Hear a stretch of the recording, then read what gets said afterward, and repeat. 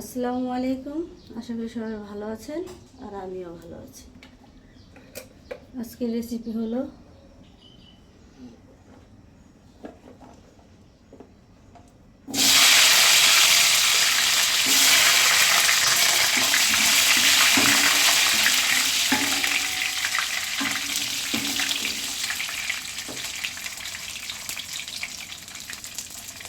এই তো রসুনগুলো ভাজা হয়ে গেল। অবশ্যই রসুনটা ভেজে নেবেন। আর এখন এই যে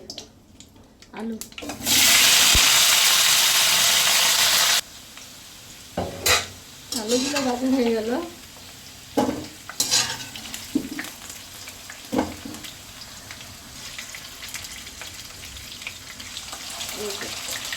মুরগির মাংসগুলো ভেজে নেব।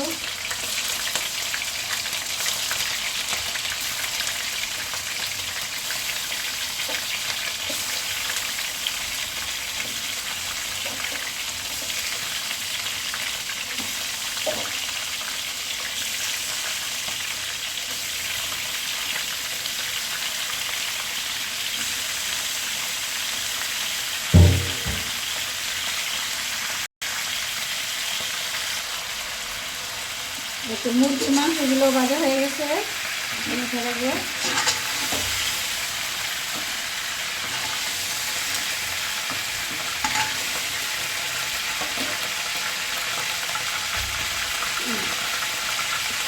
এই যে হালকা একটু তেল দিয়ে দিই। এখানে তেল আছে।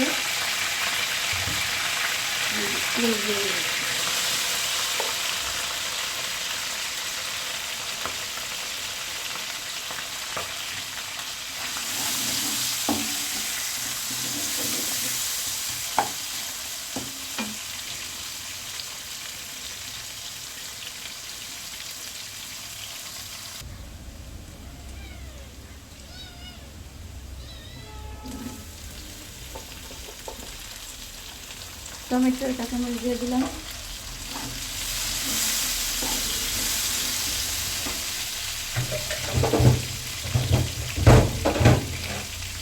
আদা রসুন বাটা দিয়ে দিব।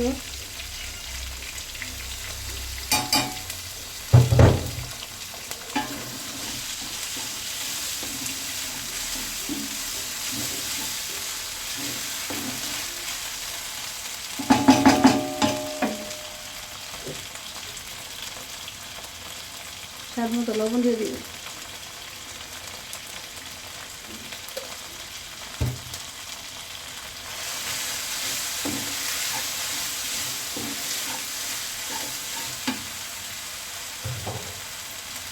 অল্প পরিমাণ পানি দিয়ে দিব।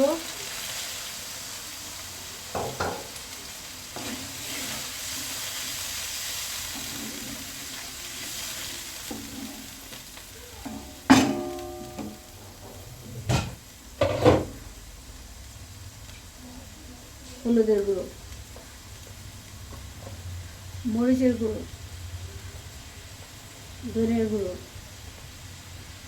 গরম মশলার গুঁড়ো। যেহেতু আস্তে গরম মশলা দিছি তবু অল্প দিয়ে দিলাম গুঁড়ো। এখানে আছে জিরার গুঁড়ো।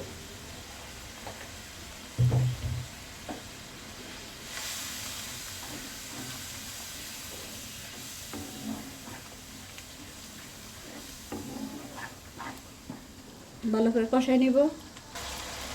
এই তো ভালো করে কষাই নিচ্ছি। কষানটা যত ভালো হবে, যত ভালো করে কষাইবেন, এই যে তেল তেল ছেড়ে দিব, ততই রান্নাটা অনেক সুস্বাদু হবে। এই যে কষানো শেষ। আমি এই যে মুরগির মাংস আর আলু ভাজাগুলো আমি দিয়ে দিব। সাথে দিয়ে দিব ওই যে রসুন দিয়ে ভালো করে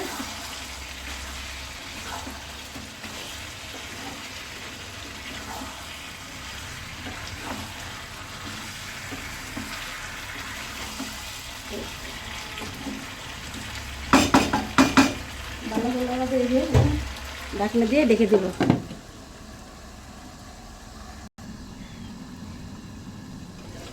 এই তো দেখেন ভালো করে কষাই নিলাম।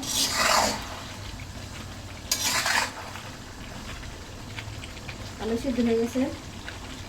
এখন অল্প একটু পানি দিয়ে দেবো। বেশি পানি দিব না।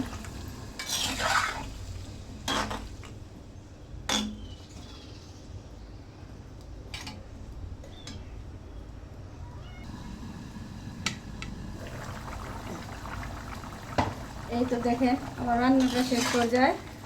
এখন হালকা একটু জলই খাবো, সবসময় শুকনো খেতে ভালো লাগে না। রান্নাটা আমার শেষ। এখন এই যে ভাজা জিরার গুঁড়ো, হালকা একটু ভাজা জিরার গুঁড়ো দিয়ে আমার রান্নাটা শেষ করে দিব। আমার রান্নাটা কেমন হয়েছে সবাই অবশ্যই কমেন্টে জানাবেন। আল্লাহ হাফেজ।